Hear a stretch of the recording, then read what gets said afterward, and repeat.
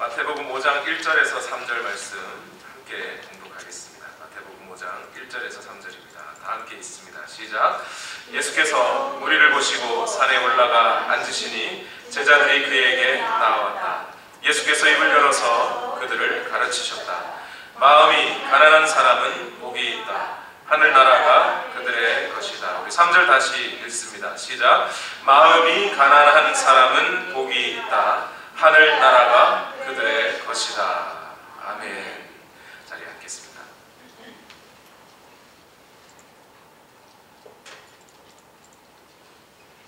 오늘 말씀을 제목은 하나님 나라와 마음이 가난한 사람이라는 제목입니다.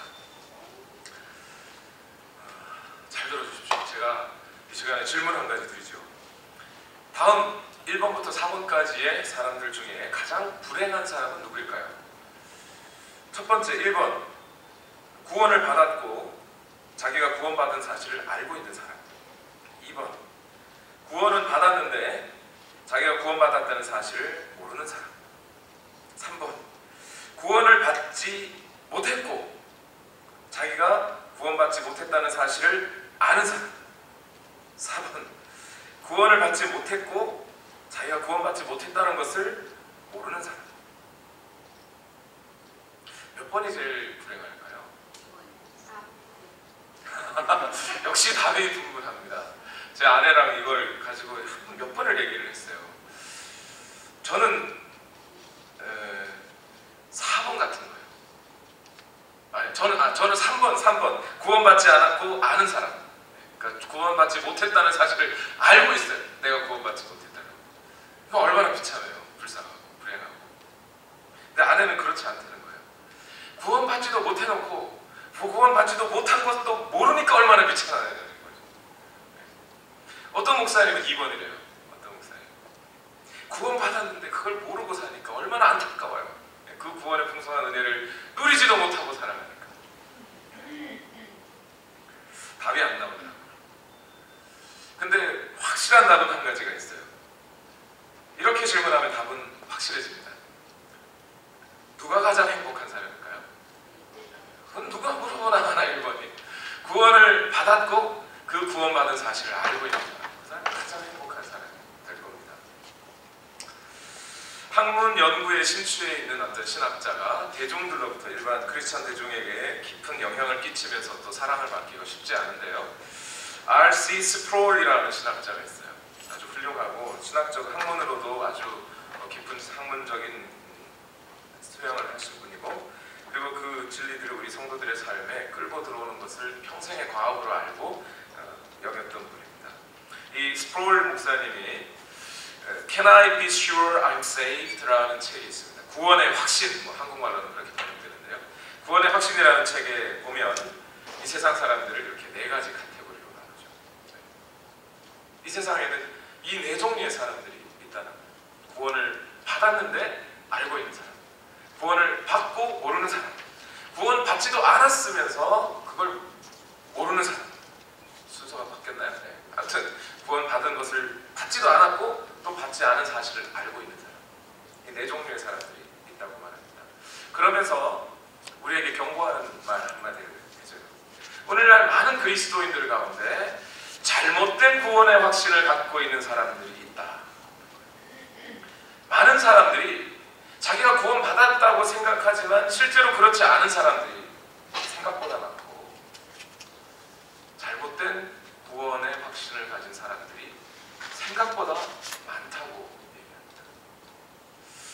그러면서 잘못된 구원의 확신, 오늘 교회들 가운데 있는 잘못된 구원의 확신은 크게 3종류가 있다고 얘기를 해줘요.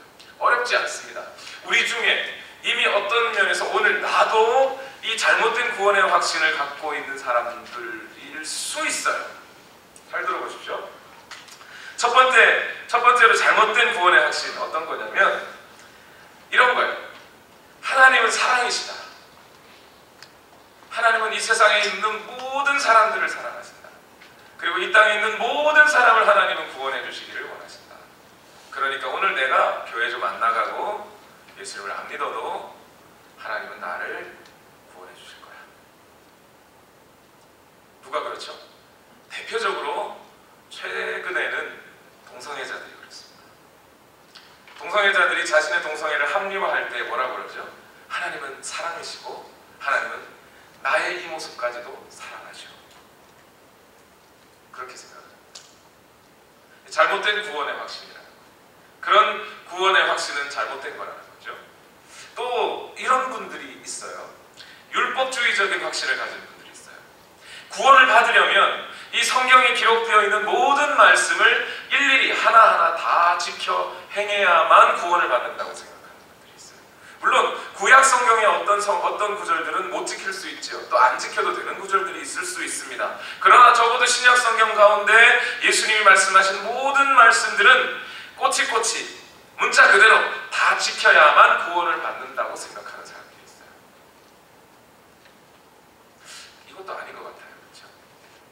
그렇게 다 지킬 수 있는 사람이 과연 몇이나 될까요? 지켜야만 구원을 받는다. 그렇게 다 지켜야만 지키는 조건 하에 하나님의 구원이 임한다. 과연 몇 명이나 지켜질 수 있을까요? 만약 그런 확신이 있다면 여러분, 저와 여러분은 오늘 구원 못 받았을 수도 있어요. 그렇죠? 또 어떤 분은 이런 분들이 있습니다. 구원은 믿음으로 받는 것이니까 나는 교회에 와서 등록했고 말씀을 들었고 예배 드렸고 그래서 그건 믿음으로 받았어요. 그러니까 구원은 다 받은 거야. 그러니까 침례나 성만찬을 했으면 구원은 받은 거로 간주해야 한다는 거죠.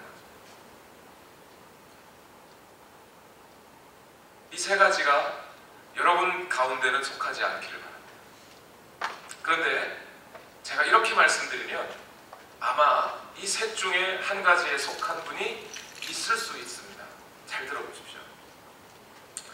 우리는 만인구원설적인 그런 확신을 갖고 있지는 않습니다. 모든 사람들이 다 구원받고 하나님은 다 나를 사랑하시니까 나는 언제나 구원받을 수 있다고 생각지는 않아요. 그런데 이런 생각을 가진 사람들은요, 주로 어떻게 산상수훈을 읽을 때 이렇게 생각해요. 아, 산상수훈의 말씀 참 좋은 말씀이지. 천국 가면 다 그렇고 지키고 살 거야. 나도 지금 못 지키지만 천국 가면 다 그렇게 살 거야.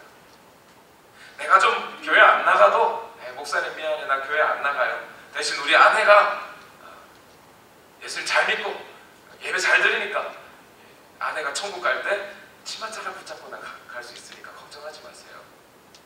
이런 분들은 성경에 있는 말씀들을 내게 주시는 말씀으로 받지 않아요.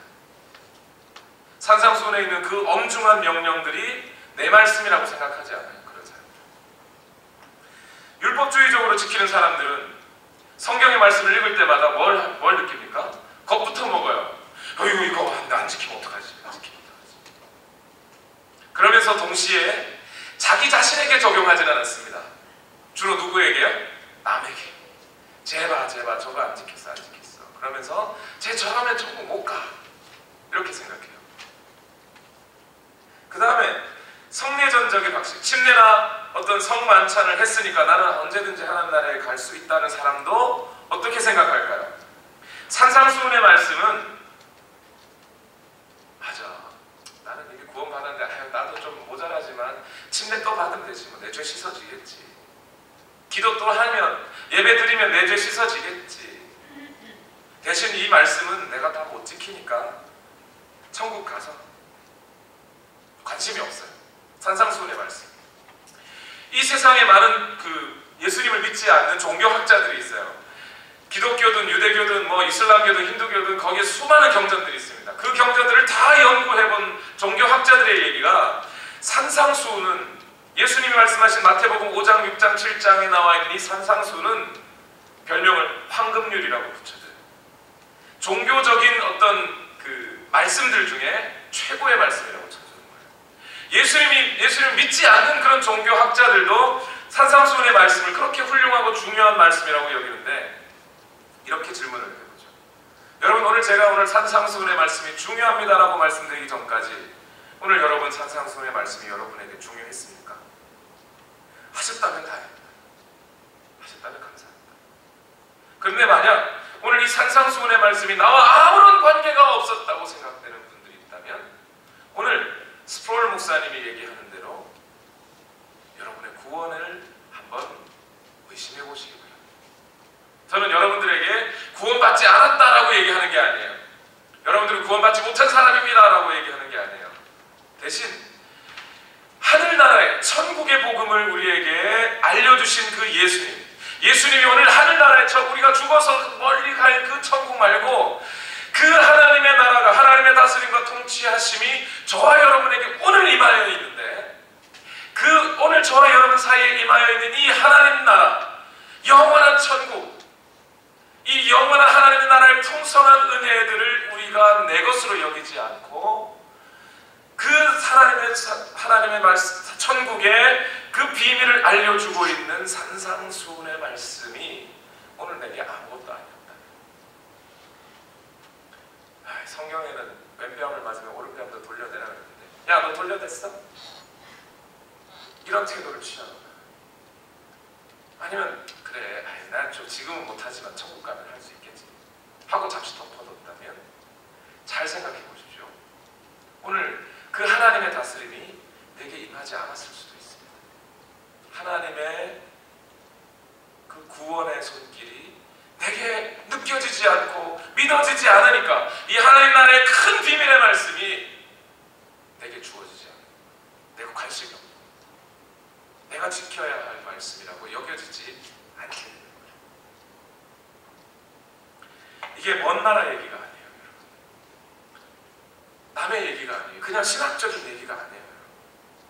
제가 아는 한 집사님이 하는 이야기를 들었습니다.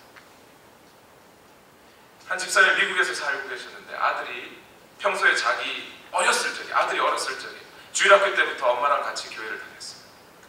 그런데 이 아들이 어릴 적에는 엄마와 함께 그렇게 교회도 잘 다니고 유스할 때는 임원도 하고 대학교 다닐 때까지도 그렇게 예수님을 잘 믿었대요. 그런데 대학을 졸업하자마자 이 아들이 어머니에게 와서 그렇게 얘기합니다. 엄마, 나 이제 교회는 안 갈래. 가고 싶지 않아. 왜? 무슨 일인데? 아들이 하는 얘기가 이렇다. 자기가 산상수훈의 말씀을 읽었었대요. 그런데 산상수훈의 말씀을 읽어보니까 그 말씀들을 지키기가 너무 힘들더라는 거죠. 이걸 다 지켜낼 수가 없어요. 근데 산상수훈의 말씀 중에 이런 말씀이 있거든요. 이 말씀 중에 이 말씀을 따라 행하지 않으면 너희는 천국을 볼 수 없다. 예수님이 그런 얘기 하셨거든요. 너희의 의가 바리새인의 의보다 낫지 않으면 결단코 하나님 나라에 이를 수 없다. 예수님이 단정적으로 그렇게 얘기하셨어요. 그러니까 이 아들의 생각이, 나는 천국 못 가는구나. 나는 도저히 이 산상수훈의 말씀을 지킬 수도 없고 지키지도 못하는 데다가 이거 못 지키면 천국 못 간다니까, 죄송합니다만 나는 천국 못 갈 것 같습니다. 아예 포기하고 교회 안 가겠습니다. 이렇게 살다 죽겠습니다 라고 어머니한테 얘기하더라는 거예요. 이게 남의 얘기가 아니잖아요. 오늘 우리가 이 산상수훈의 말씀들을, 또는 하나님의 기록된 이 성경의 말씀들을 오늘 우리가 어떻게 받아들이고 어떻게 대하고 있느냐에 따라서 우리는 구원이라고 하는 문제에 심각하게 걸려져 있어요. 오늘 우리가 받아 있는, 정말 여기 앉아있는 여러분 모든 분들이 다 저는 구원받은 분이라고 믿습니다. 그러나 제가 확신한다고 될 수 있는 건 아니에요. 여러분 자신이 더 잘 아실 거예요. 내가 구원받은 사람인지, 내가 오늘 하나님의 다스림을 받고 있는 사람인지, 내가 천국 백성인지 아닌지 오늘 말씀을 읽어보시고 그 말씀에 대한 여러분의 태도를 확인해보세요. 그 태도에 따라 여러분은 구원받은 사람일 수 있고 아닐 수 있어요. 만약 그 구원받은 것을 여러분이 확신하고 오늘 이 순간 믿고 하나님의 다스림을 여러분이 받고 있다면 여러분은 정말 오늘 성경이 말하고 있는 대로 복이 있는 분들이십니다. 그것이 복입니다. 하나님의 다스림을 받고 있다는 것.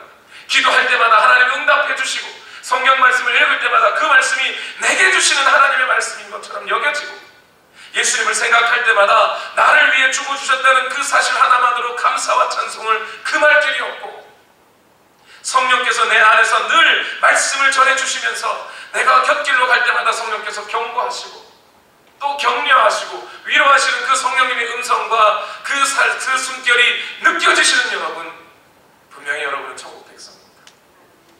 그런데 만약 성경을 아무리 읽어도 내게 하시는 말씀처럼 들리지도 않고 그냥 율법적인 말씀으로만 들리고 먼 나라 이웃 나라 얘기 같고 내가 무엇을 해도 성령께서 내게 말씀하시는 것이 느껴지질 않아요.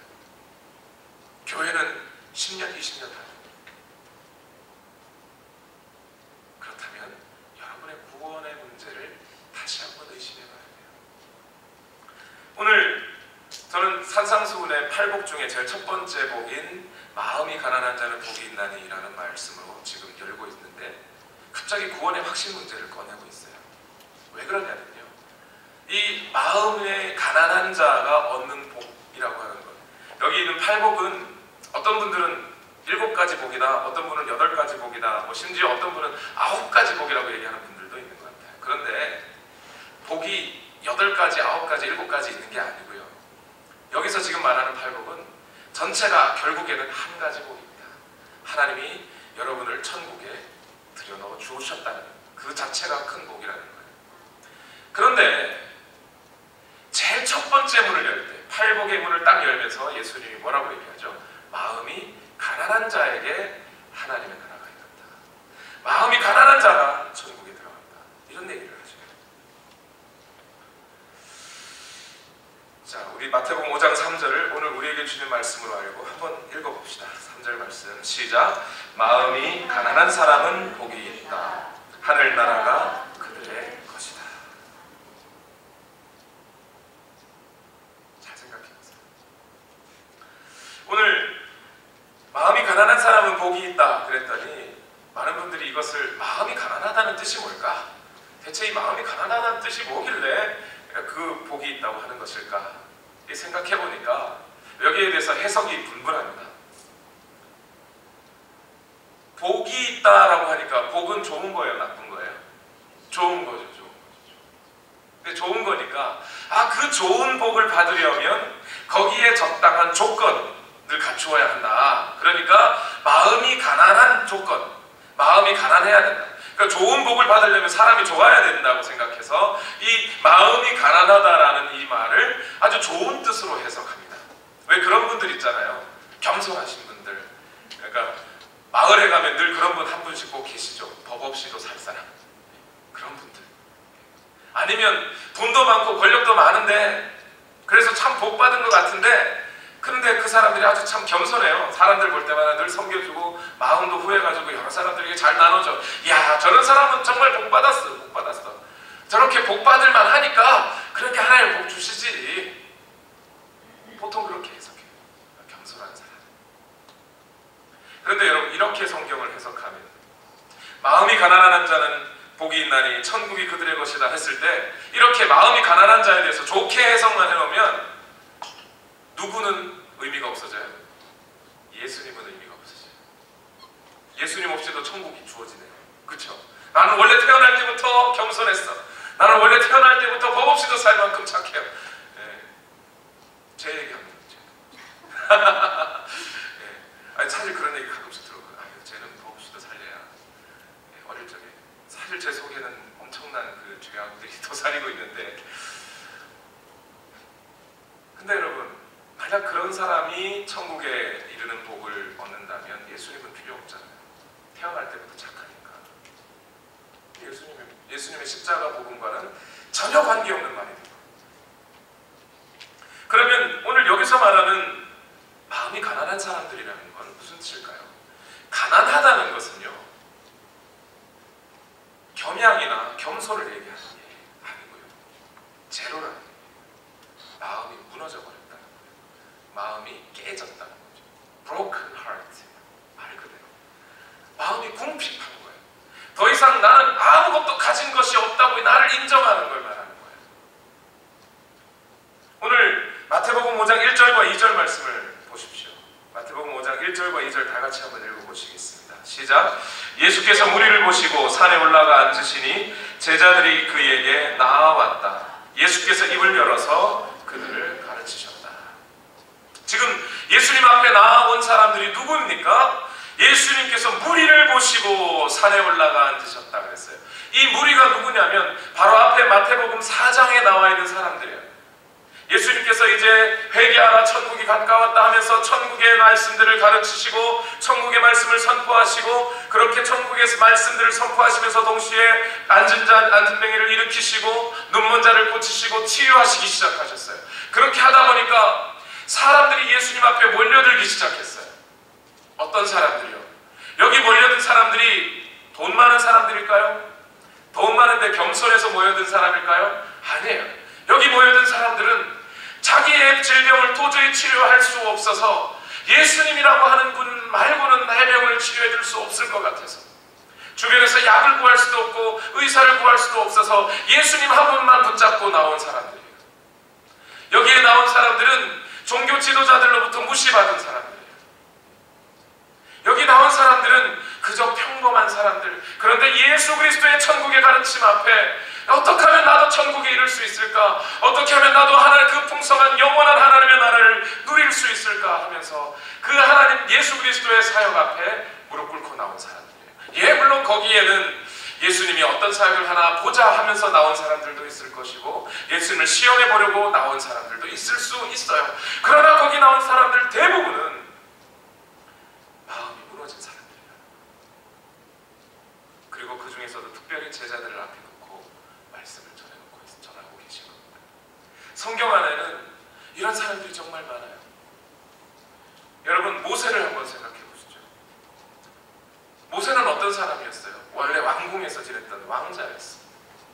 그러다가 살인을 하게 됐고 광야로 나가서 40년 동안 살았어요.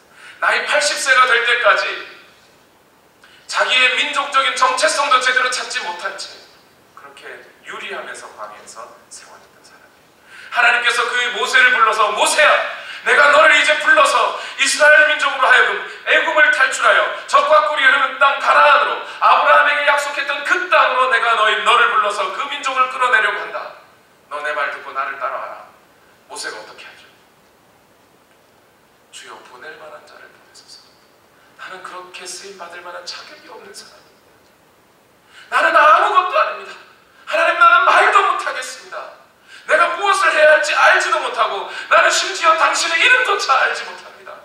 그런 나와 같은 존재를 어디다 쓰시려고 하십니까? 하면서 모세는 마음이 무너진 사람입니다. 더 이상 자기가 아무것도 하나님 앞에 어떠한 이유로도 나는 쓸모가 없는 존재라는 것을 인정한 사람, 그 사람에게 하나님께서 귀한 사람을 맡기십니다.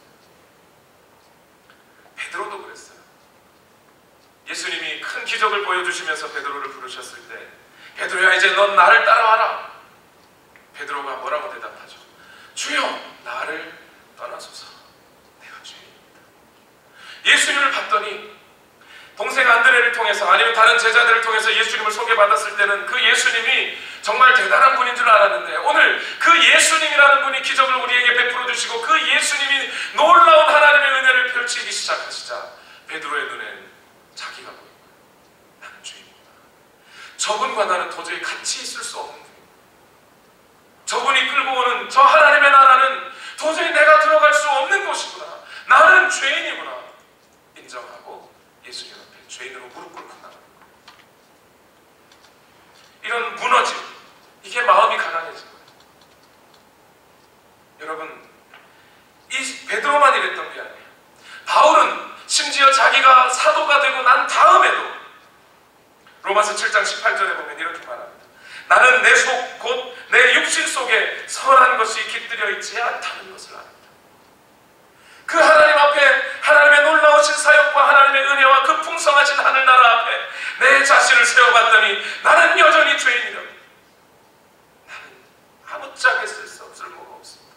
내가 그동안 배워왔던 수많은 학문들, 이 세상에서 가장 훌륭하다고 하는 헬라의 문학들과 율법을, 구약성경의 율법들을 내가 달달달 외우고 알고 있어도 그 하나님의 나라 앞에 나는 내가 배웠던 모든 것이 배설물로 여겨집니다. 이게 마음이 무너진 사람들입니다. 이런 사람들만 있었나요? 성경 안에는 이름 모를 수많은 마음이 무너진 사람들이 있습니다. 거기에 나환자들을 보십시오. 예수님을 만나러 나왔던 나환자들은 어떤 사람들이었습니까? 육체적인 질병으로만 무너진 게 아니에요. 그 마음 자체가 완전히 무너져버린 사람들이에요. 어떻게 해요? 건강한 사람들이 지나가다가 나환자가 있어요.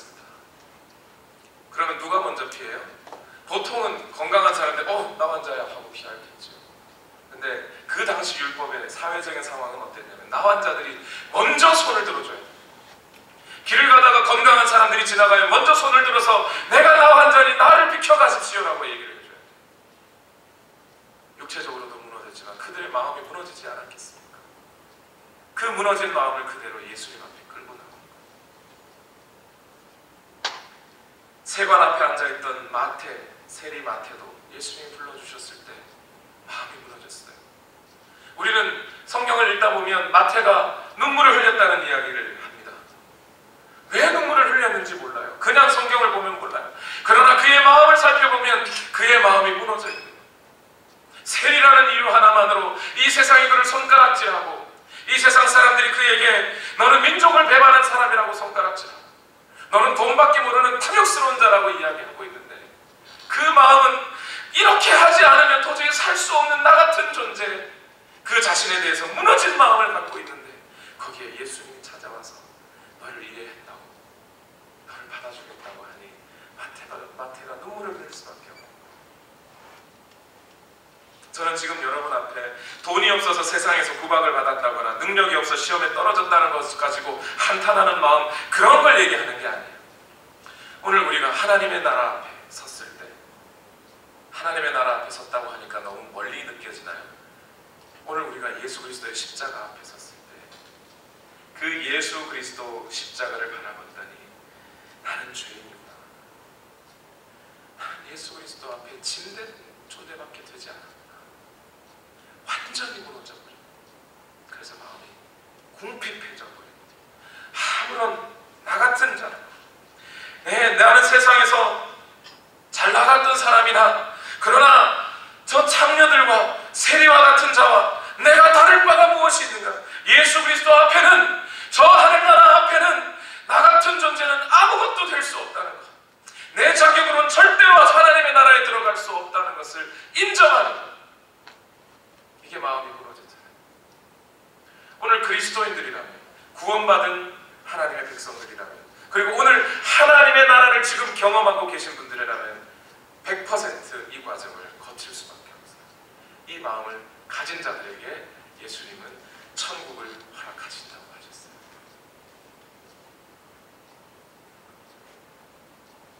이런 마음을 가진 사람들에게 예수님이 뭐라고 말씀하시는 거죠?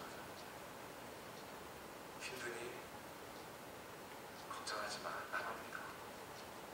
너 죄인인 거 알아. 알기 때문에 너를 부르는 거야. 나만 의지해. 내가 다 해결해 줄게. 너의 죄의 문제도 내가 해결해 줬잖아. 그러니까 십자가가 복음이 되는 거야.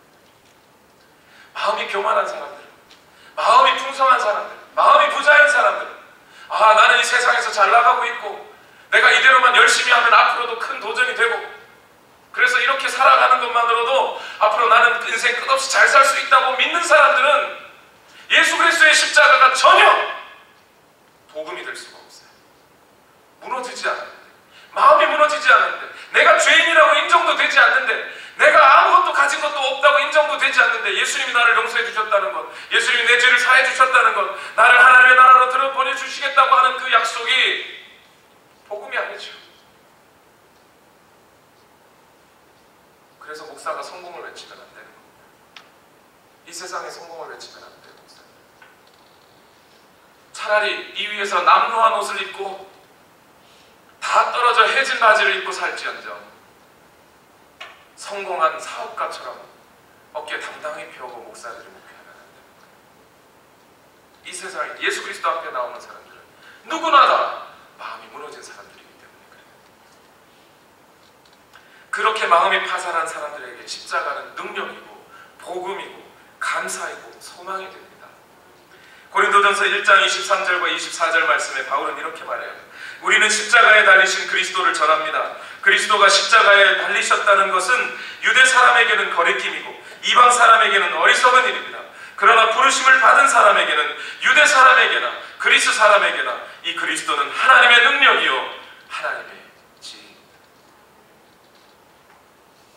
여러분, 그런데 오늘날 현대 교회 안에는 이 십자가 복음을 전혀 만나본 적도 없으면서 내가 교회 갔고 성경 공부 과정을 수료했고 침례 받았고 집사를 직분을 받았고 그러니까 나는 구원받은 사람이라고 믿는, 정말 구원받지 않았으면서도 자기가 구원받지 않은 것을 모르고 살아가는, 마치 자기는 구원받은 그리스도인인 양 생각하며 살아가는 그리스도인들이 꽤 많습니다.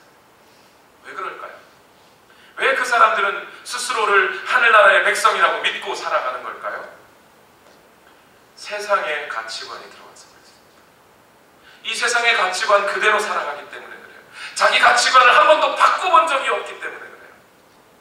무슨 얘기냐면, 여러분 대학 입학을 한다고 쳐봅시다.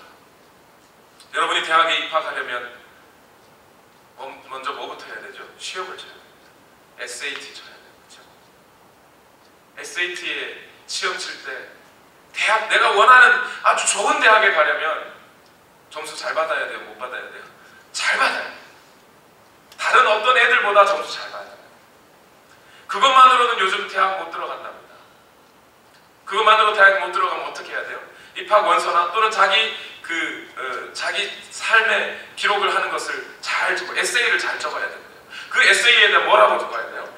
다른 사람들과 다른 나만의 독특한 개성과 능력을 거기에다 있는 그대로 잘 적어놔야 돼요. 나는 이만한 능력이 있다고, 나는 이런 개성이 있다고, 나는 이런 일들을 지금까지 해왔다고, 앞으로 대학 가서도 이것을 계속 해낼 것이라고. 직장을 갈 때도 그렇게 적어내야 돼요.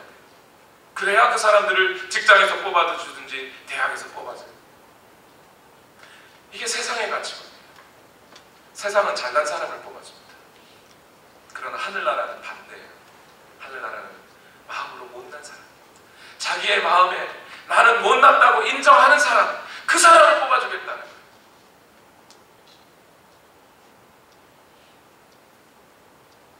그러다 보니 오늘날 그리스도인들이 점차 시간 지나서 그 세상의 가치관에 들어가서 자식 잘 길러서 저 하버드대 보내주면 무슨 교육 세미나 하자는 거예요. 성공한 사람들 불러서 성공한 일을, 그 덕담을 들어서 아, 저 사람은 저런 복을 받았으니 나도 그 복 좀 받아보자는 거예요. 이러고 살아요. 천국도 나는 갈만하니까 간다고 생각해요. 나는 저 사람보다 의롭다고, 나는 저 무식한 사람들보다는 나는 똑똑하다고, 나는 쟤들보다는 뭔가를 더 잘 아는 사람이라고, 나는 쟤들보다는 교회에 기여할 수 있는 사람이라고 생각하고 자기는 그리스도인이 된다고 생각해요. 한 번도 예수 그리스도의 십자가 앞에 마음 무너져 본 적 없어요. 여러분, 어떻게 하면 우리는 이 마음이 가난해질 수 있을까요? 어떻게 마음이 가난한 자가 될 수 있을까요? 앞에서도 분명히 말했습니다. 저는 지금 여러분 생각과 마음의 상태로 겸손한 태도를 취해라는 게 아니에요. 우리 인간들은, 우리 사람들은 누구나 다 할 것 없이 하나님의 나라 앞에서 제로인 사람들이에요. 실제로 그래요. 그 실제로 그러한 것을 인정하자는 거죠. 그것을 인정하자는 거예요. 칼빈이라고 하는 분이 그의 기독교 강요의 제일 첫 마디에 이런 얘기를 합니다. 하나님을 아는 지식과 인간을 아는 지식은 연결되어 있다. 무한하신 하나님을 바르게 알면 오늘 유한한 제한적인 인간의 현존서를 바르게 알게 될 것이다. 오늘 우리의 마음이 겸손해질 수 있는, 우리의 마음이 낮아질 수 있는, 우리의 마음이 가난해질 수 있는 유일한 길은 예수 그리스도의 십자가를 정확하게 바라보는 거예요. 그 무한하신 하나님에 대해서 바로 아는 거예요. 그러면 오늘 우리는 우리 자신이 제로인 사람들이라는 것을 알게 될 것입니다. 이 마음이 가난한 사는 것이 우리의 신앙생활의 원동력이 돼요. 여러분, 때로 지치고 이렇게 신앙생활을 하다 보면 힘들 수 있을 거예요. 그러나 하나님께서 끝까지 그 신앙생활 하는 사람을 붙잡고 계시고 성령께서 그 마음에 감동을 불어넣어 주시는 한, 오늘 이제 하나님의 나라의 백성이 된 저와 여러분은 결코 그 하나님의 나라에서 쫓겨날 일이 없습니다.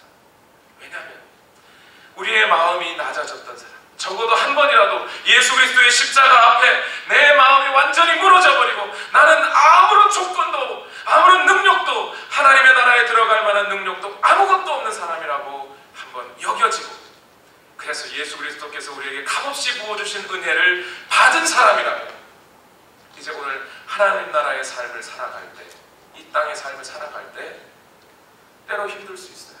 경제적으로 어려울 수 있어요. 그러나 주신 그 예수 그리스도의 십자가와 사랑을 기억할 때마다 감사가 넘쳐요. 예배 나아올 때마다 오늘 나의 예배를 받아들여 주시는 하나님이 감사할 뿐이에요. 나는 예배드릴 만한 자격이 아무것도 없는 사람이지만 그러나 하나님은 나를 오늘도 받아들여 주고 계시구나. 그것으로 인해서 그 감사는 평생 할 수 있는 감사예요. 내가 교만하여져서 한 번이라도 예수 그리스도의 십자가 앞에 무릎 꿇어본 적이 없는 사람들이 예배가 지루하다고 말하는 거예요. 찬양의 소리가 이상하다고 얘기해요.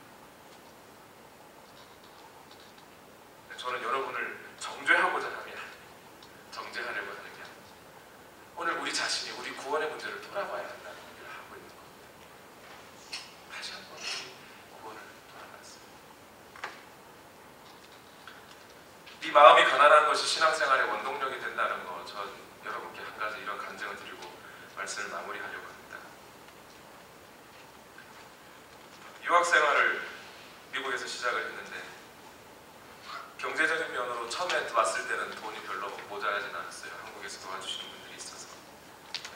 그리고 한국에서 전세 자금 빼가지고 왔기 때문에 처음엔 돈이 있었습니다. 근데 시간이 지날수록 학비 내고 생각보다 미국의 렌트비가 비싸다는 걸 몰랐어요. 생각보다 많이 나가더라고요. 그리고 한 1, 2년 지났는데 통장의 잔고가 거의 바닥입니다. 45세트 있었던 적도 있어요. 통장에. 1년, 2년 지나면서 말은 좀 늘겠지 했는데 3년, 4년 지나도 말이 안 늘어요. 원래 제가 말이 많은 스타일이 아니다 보니까 미국 사람만 보면 마음이 떨려가지고 말이 안 나와요. 마음도 불안하고 아내하고 자식들에게 면이 서지를 않아요. 내가 잘하겠다고, 내가 걱정 없이 살게 해주겠다고 다짐해놓고 미국까지 왔는데 학기가 시작할 때 학용품을 애들 사주는데 돈도 없고 학교 가서 행정적인 업무도 봐야 하는데 한 번에 학교에서 편지가 오면 학기 초에는 막 4-5장씩 막 올 때가 있잖아요. 그럼 그거 하나 다 읽고 해석하고 그거 답을 써주는데도 1시간이 넘게 걸려요. 제 공부도 못하겠어요. 전화 오면 제일 무서워요. 사람이 얼굴이나 있으면 얘기라도 할 수 있겠는데 뭐 손짓 발짓 하겠는데 전화 오면 무슨 말인지 모르겠어요. 거기다가 무슨 홍보 얘기를 하잖아요. 우리 뭐 여기 뭐 셀폰을 사시면 뭘 주겠고 뭐 이러다 잘못 예스 했다가 큰일 나죠. 이거 돈 한꺼번에다가 덜덜덜 말 한마디 하기 힘들고 어디 가기가 힘들어요. 그때 사실은 어느 정도 마음은 굳혔습니다. 어떤 마음이냐면 나는 목회 못하겠다. 아무 능력이 되지 않는 거예요. 내 처자식 하나 제대로 먹여 살리지도 못하면서 내 공부한다고 와가지고 이런 이기적인 마음 가지고 지금까지 공부했구나. 사실 제가 속이고 목회 안 한다고 신학생일 때 결혼했잖아요. 목회는 안 할 거라고 내가 열심히 공부해서 교수할 거라고 결혼했는데 미국 와가지고 고생만 실컷 하고 지금 목회하고 있습니다. 지금 돌이켜보면 그럴 때마다 하나님께서 힘을 주셨습니다. 내가 도저히 할 수 없다고 하나님 앞에 인정하고 무릎 꿇고 하나님 나는 할 수 없습니다. 두 손 두 발 다 듭니다.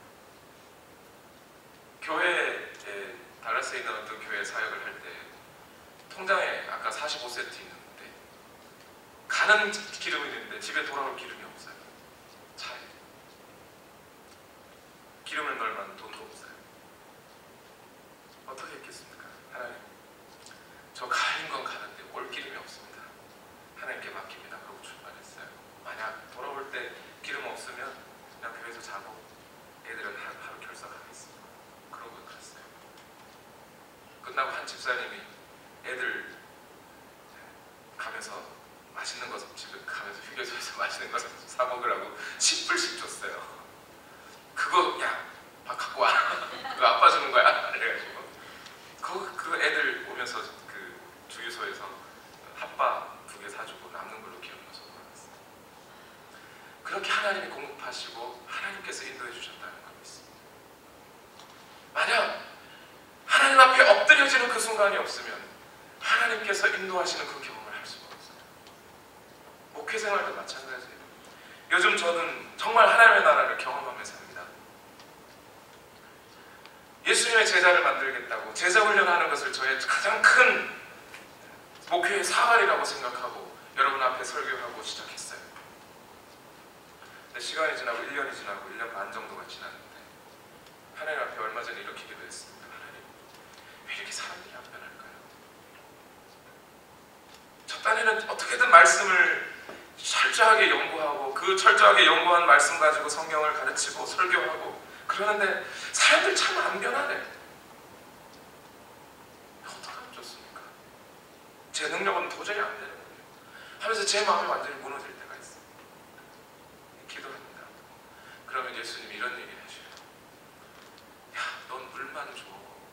언제 너 보고 변화시키라고 그랬어. 그렇죠. 바울이 그랬죠.